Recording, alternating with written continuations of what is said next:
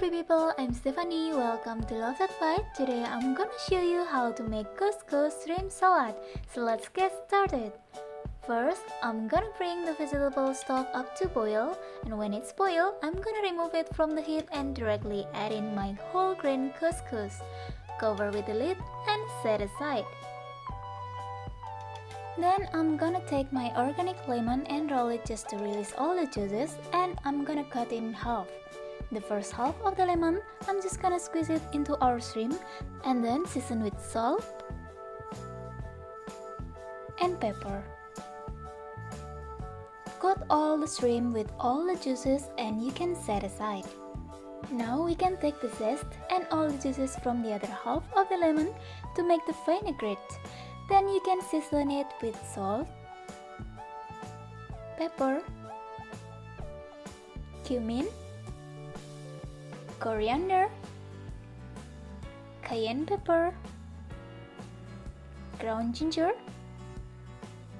and around 2 tablespoons of extra virgin olive oil.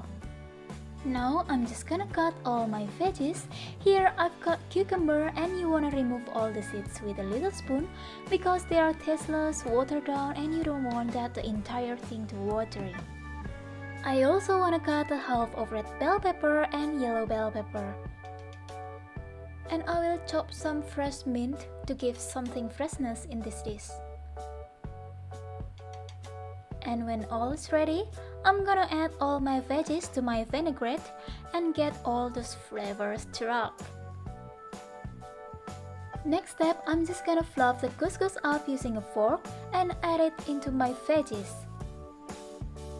Toss for the last time the whole things together and cover the bowl with a lid or a plastic wrap. Now for the last step, I'm gonna add in my frying pan some olive oil and add the shrimps. You wanna let them cook for about 4 to 5 minutes.